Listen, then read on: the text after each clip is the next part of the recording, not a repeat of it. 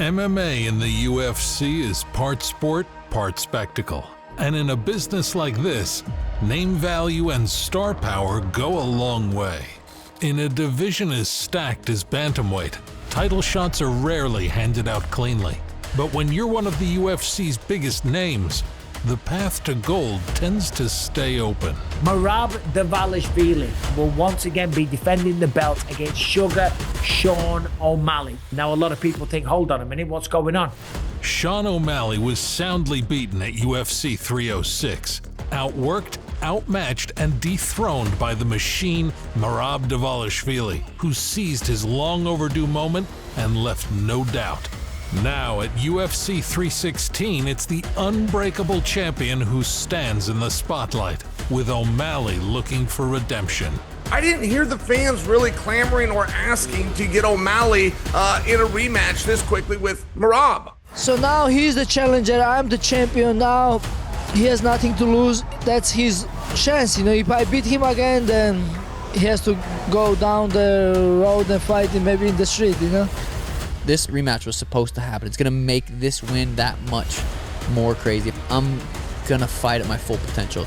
More mobile, agile, better shape. The classic wrestler versus striker clash returns, but this time the stakes are higher, the story runs deeper, and either Merab further solidifies himself or O'Malley finds a way to flip the script. This event might not be a blockbuster, but it's packed with high-level matchups with real consequences. Let's take an inside look into UFC 316.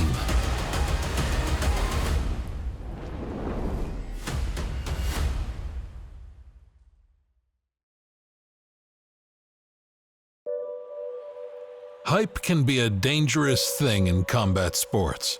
And when a fighter has too much of it without delivering the goods, it can be detrimental to their reputation. But Kayla Harrison seems to have a different aura to her, and her physicality at 135 is truly undeniable. Kayla is a big woman as far as she's got a big bone structure, a lot of muscle on her. You know, she kind of doesn't have any fat. She's put together.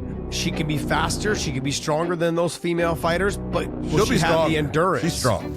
After 2 dominant efforts since signing to the UFC, the time has come for her to truly elevate her legacy to the next level. Harrison is just about as big as it gets for the bantamweight division. But in there with the champ Julianna Pena, she'll be tangling with an opponent who's been in there with the best of the best. And more importantly, she's a fighter who's been unfairly counted out before. Let's go back to when Julianna fought Amanda Nunes the first time. Huge underdog, all the odds stacked against her, and she went out and pulled off the unthinkable and finished Amanda Nunes. When I look at this fight, and the bettors having her as almost a 4-1 underdog, you got to remember, this woman she has proven that she can defeat anybody in this division. It doesn't matter what Kayla Harrison brings to the table. What Julianna Pena has that she has weaponized throughout the course of her career is her mental toughness and her belief in herself. The harder the fight gets, the better Julianna will perform. Pena is gritty and experienced, 2 attributes that she's going to have to rely on in there with a physical force like Harrison.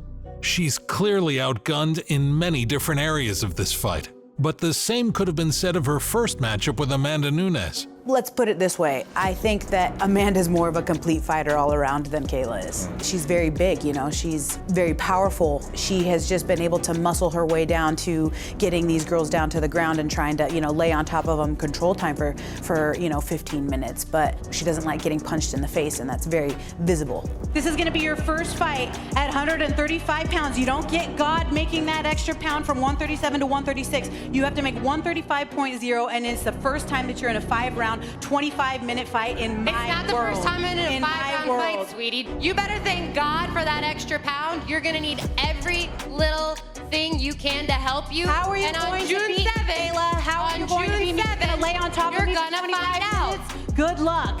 I'm getting paid to put an elbow right through her skull. Will it be the coronation of a budding star for the division, or will the hype train come to a crashing halt in shocking fashion? It's a pivotal co-main event, that's for sure. On the long list of interesting stylistic collisions that could be made within the bantamweight top 10, few are as clear a contrast as the overwhelming pace and wrestling of Merab Dvalishvili versus the clinical striking talents of the former champ, Sean O'Malley. The worst matchup on paper for Sean in that division is Merab. If you have a chance to beat Sean, how would you beat him? You got to take him down, right? I would imagine. I don't think there's anybody in that 135-pound division that can deal with that height, that length, KO power, footwork, and movement. The argument is there's one guy who's going to win by taking him down and smashing him, and the other guy's going to win by knocking him out on the feet.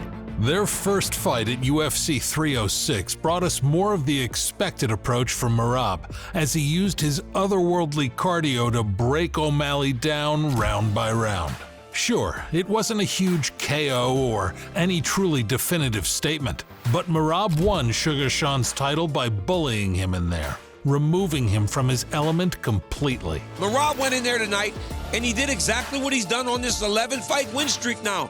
He's overwhelming. He mauls you, and he frustrates you to the point that he almost renders you helpless. Yeah, nothing surprised me actually. You know, I make him look normal. Sean is a tough fighter, but today I'm the best. No excuses. My mom too, she's like, what, why, you just weren't the same. Like, what was wrong? I'm like, nothing. I just got beat. I felt like I got out strength. Like I knew what to do in certain positions. I just felt like I wasn't as, he was just stronger. I just felt out strength. I didn't feel like too out-skilled, out-speed. I felt cardio was good. People are gonna have to watch the UFC without a sugar show for a little bit, but. O'Malley looked like he didn't have an answer for Merab's style at all. But despite turning in the most uninspired performance of his UFC career so far, Sugar Sean didn't sign to fight another contender in the time since, instead opting to wait for a rematch that, while commercially viable, maybe doesn't seem as earned as it could. Merab, on the other hand, wasted no time in accepting another dangerous fight after winning the title, going up against the undefeated Umar Nurmagomedov at UFC 311.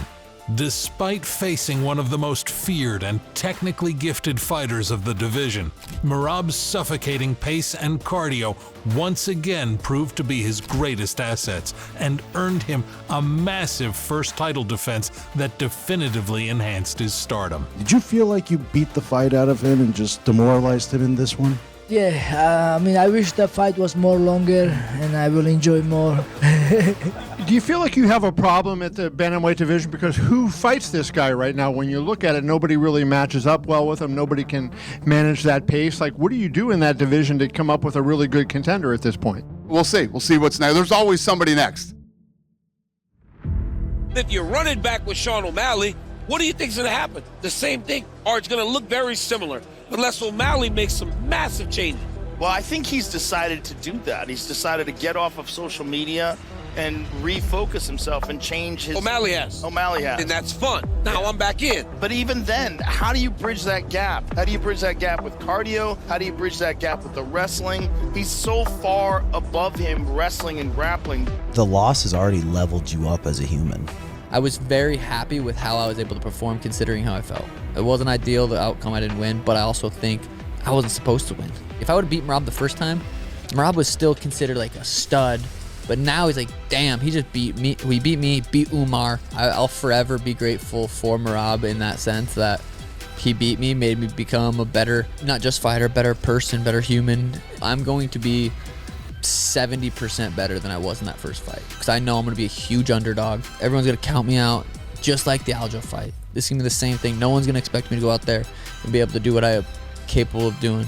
Whether he deserves it or not, one thing is very clear. O'Malley desperately needs to assert himself in this fight a lot better than he did the last time around. If there was a lesson to be learned from fight number one, it's that you can't let Merab dictate the pace, and you certainly can't let him grow comfortable standing in front of you. Nobody's landed more takedowns in MMA than Merab Dvalishvili. The pace that he puts on people, we all know about that. This is favouring Merab Dvalishvili. I'm not saying that Sean O'Malley can't come out. I'm not saying that he can't knock him out and get the belt back. However, since they fought at the Spear, Merab's had another training camp. And what happens is every single time you have a training camp, you level up a little bit. You get better and better. And that is what Merab's doing. Look at the hands against Umar Nurmagomedov. They were more dangerous than ever. The pace, the wrestling, that's always been there, but he's growing in stature and he's believing in himself even more.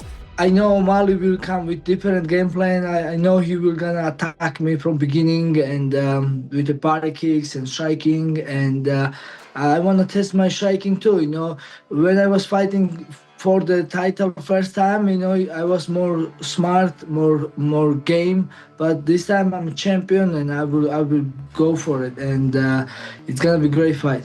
Everybody tell me, oh, you got this, it's easy, oh, it's in your pocket. No, it's not like that, you know. O'Malley, he hits hard. Even he just touched me a little bit, I felt his power, you know. The guy can crack. Sure, Sugar hurt him in round 5, but that moment felt like a footnote in an otherwise flat showing from the former champ. And the fans obviously weren't impressed watching O'Malley give up his title in such an underwhelming display. But the thing is, he's got the chance to earn it all back with a strong showing here. Merab's cardio might be inhuman, but he can be hurt. And if he can be hurt, he can be finished. And if O'Malley finds a way to win here, he'll be scoring a victory over a guy who's really making a dent on the bantamweight GOAT conversation. Yeah, it's a little premature. Guys like WEC and UFC champ Dominic Cruz and two-time king TJ Dillashaw will take some catching. But Merab is stacking up wins in a way that makes him harder and harder to ignore. The bantamweight division in the UFC doesn't have as long a lineage as the heavier weight classes. And if Merab can win for a second time, his second defense of this belt, his win streak will be undeniably legendary. Marlon Moraes, Jose Aldo, Peter Yan, Henry Cejudo, Sean O'Malley, Umar Nurmagomedov, and then O'Malley once more. You might not like his style, but that's a hell of a set of names for anyone's resume. And it's not just the guys he's beating either. It's the way he's suffocating them in the cage, aggressively breaking them down by attacking their gas tank. And once he starts rolling downhill on these opponents, his fights tend to get increasingly simple for him. Just think about realistically, like, what do you have to work on if you're Sean? And the big picture is you have to stop the takedown, you have to create separation, and you have to hurt him. Like, everyone does this game with Merab where they just try and neutralize him, and that does nothing because he's got an endless gas tank to just keep trying, and he does. He gets stronger as time goes on, not weaker, unless you can actually hurt him. You have to legitimately hurt the guy. O'Malley has the chance to put a pretty poor performance behind him with this one. But in order to do so, he needs to fight fearlessly against one of the most unique stylistic matchups in the sport. For Merab, he just needs more of the same. And if his tried and tested method proves successful once again, there'll be no denying him as one of the most difficult assignments of his era. UFC 316 might not jump off the page as one of the year's blockbuster events, but it's a show that will tell us a lot about the future of both the men's and women's bantamweight divisions.